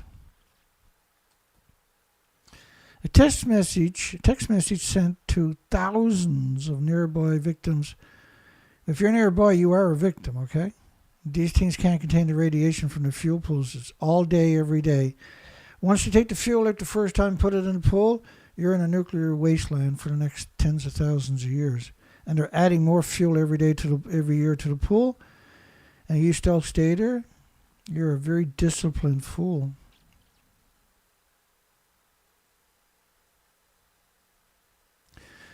A text message sent to thousands of nearby residents explaining the warning was an error and that no accident had occurred. And free lollipops for all the kids. The sounds of sirens around a nuclear plant are a signal that people should tune into the local radio. If I'm stupid enough to live there within 10 miles where the sirens are to, and it could be 200, I think this one got 85.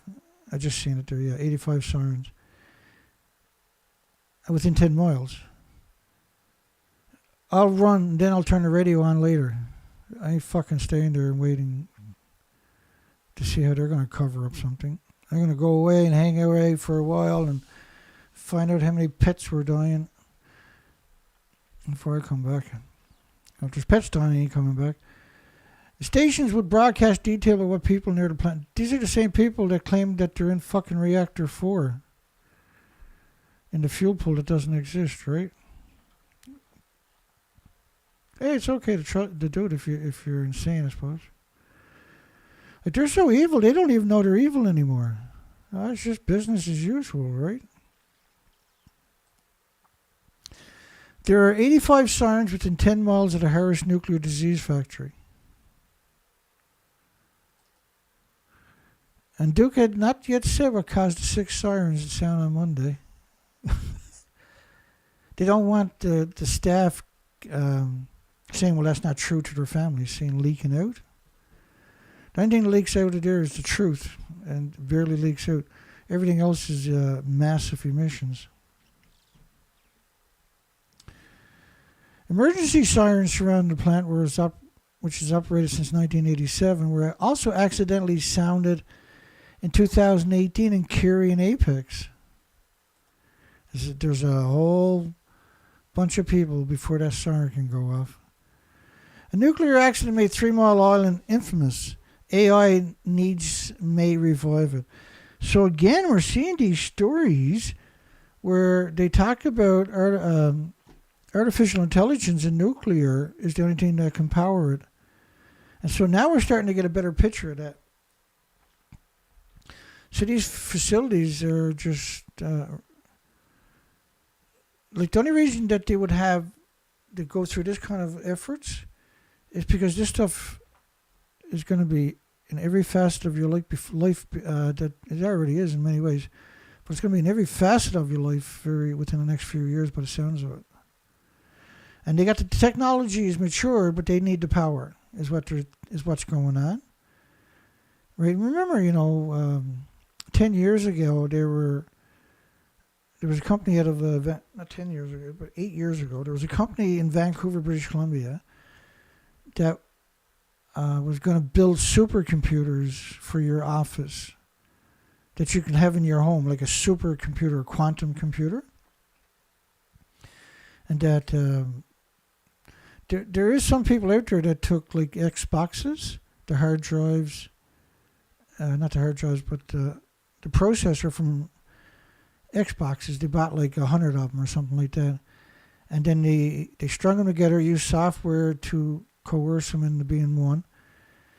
And then they had themselves a significant supercomputer that could crunch down numbers for like biological weapons and nuclear quantification of weapons and stuff like this. But we're able to you put in the ingredients in there and it can basically tell you how to make a dirty bomb or a fucking biological weapon out of it. And so now they want to, because if you got your phone in your hand, for instance, or it's in your pocket, it knows how fast you're traveling down the highway. Your insurance eventually will have that data, and will deny you the insurance because you were speeding or something based on your phone, right? Or your healthcare provider will know that you're consuming this or that or everything else, and that automatically violates your health insurance. So if you die from it, your family get nothing. And it knows every time your chest rises and falls, basically. It's the mark of the beast, really, in many ways, right? And we charge it up every day for them to study us like rats. I never bring my phone in the bedroom under any circumstances. AI needs may revive it. So 3 Mile Island, closed nuclear power plants are getting a second look amid the surge in demand for electricity for data centers. I love these pictures because if you had a good picture, you would see this all farm everywhere you can see. Right, look, surrounded by fresh water, and they're on the Susquehanna River, I think, is it? In Pennsylvania? Yeah. And then it's all farms. You see farms on the other side of the river, you see little communities.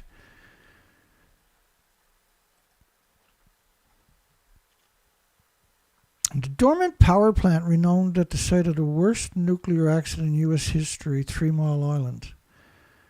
Well, normally they'll say the worst commercial nuclear power plant in history, because the worst nuclear accident for a power plant that we know about, I'm sure there's much worse if I looked hard enough, was 50 years after America's worst nuclear meltdown.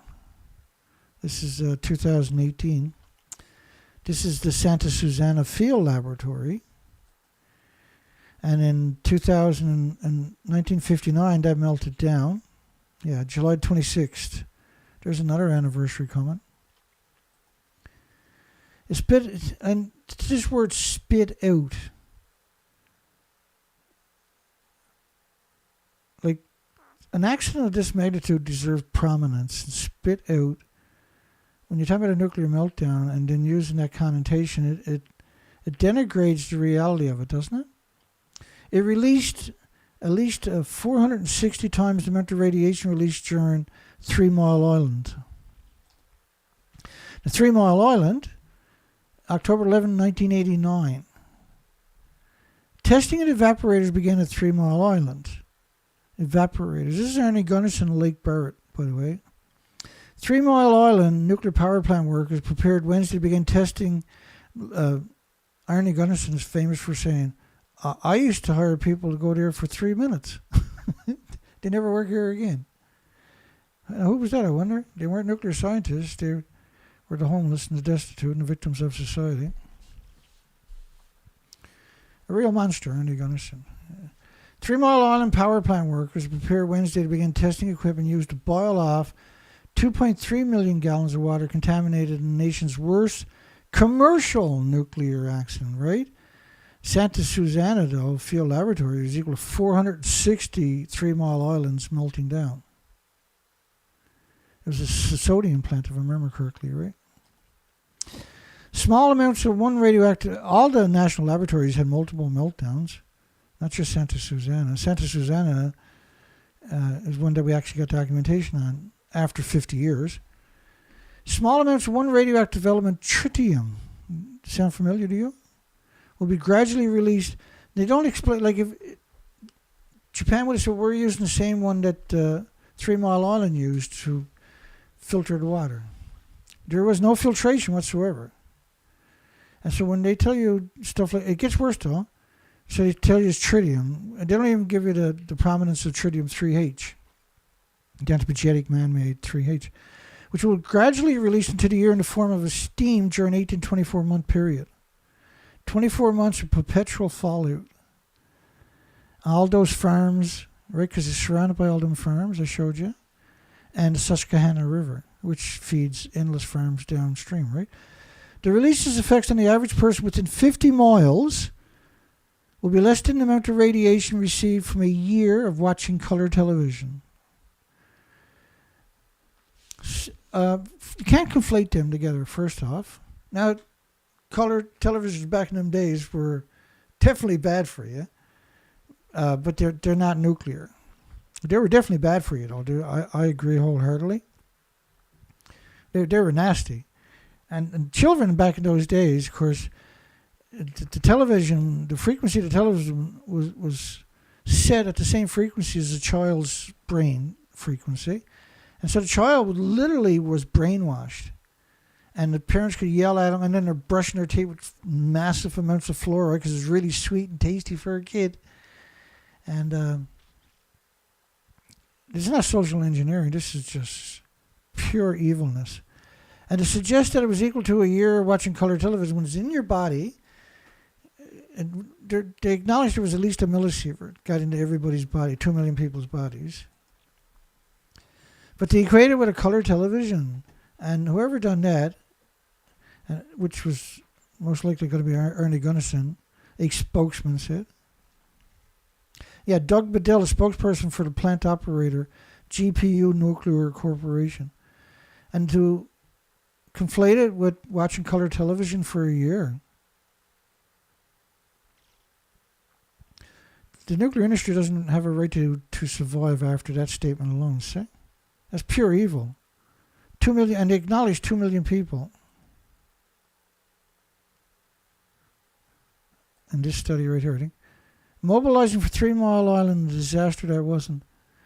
2 million people around 3 Mile Island during the meltdown received only 1 millirem above the usual dose of radioactivity. Well, the natural stuff has nothing to do with anthropogenic man-made stuff. You can't make a dirty bomb out of bananas and potato chips.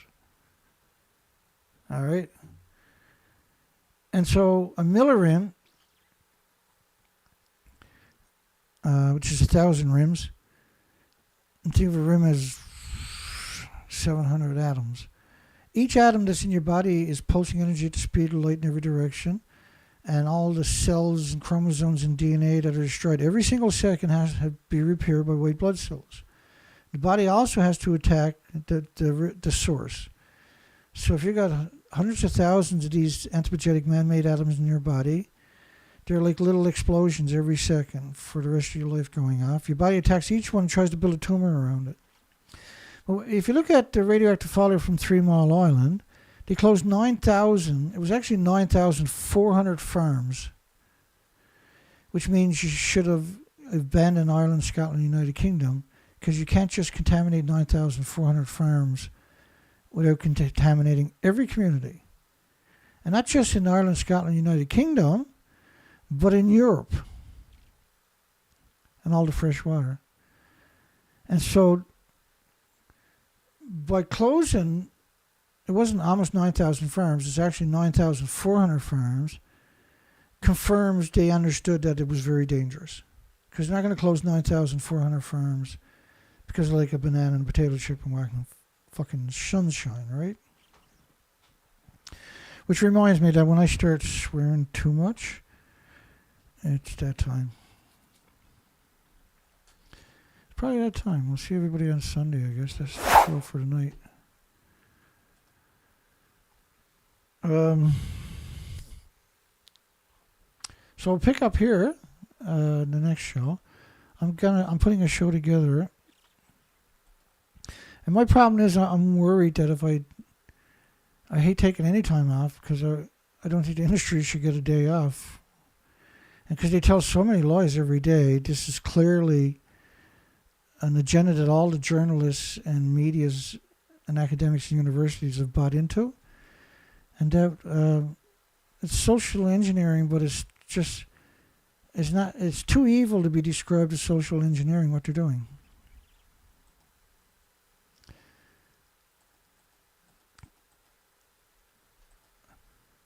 Just bear with me now. Might as well delete everything we've done so far so I know where to pick up the next time, because in order to tell the story, unfortunately,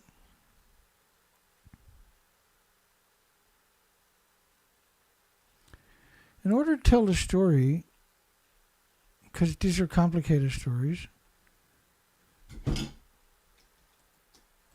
there's a lot of facets that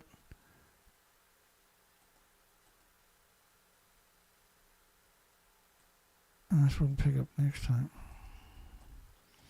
There's a lot of facets to the story that you prefer to include.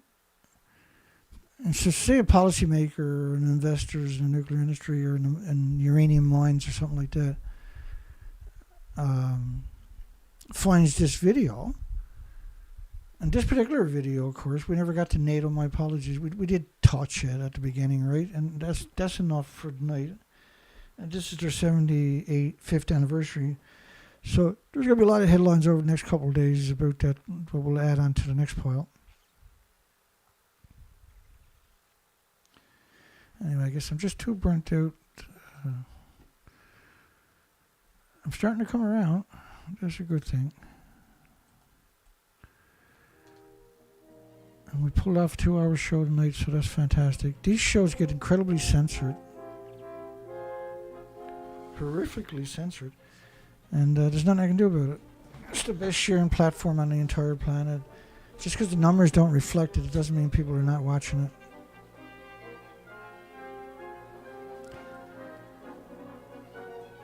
And we still got a poll to close, have we?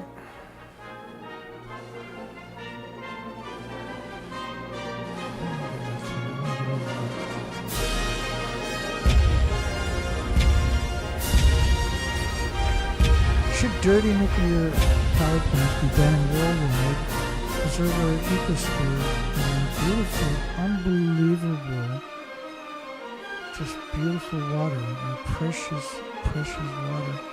But everybody on this planet should fight to the death to protect the water so that life continues and so that the future generation knows, will always know that there was at least one group of us out there and we fought tooth and nail to educate the population and change the world. And that was the better way to do it, I think, right? You can get out and walk in the streets all day, but people might admire you for it. But if you don't get them educated, nothing will ever change. And that's the task we took on. We took it very serious. We're still going strong all these years later. Come on, Nicole. Good night, everybody. Hopefully we'll see everybody on Sunday. Take care, folks. Have a great weekend.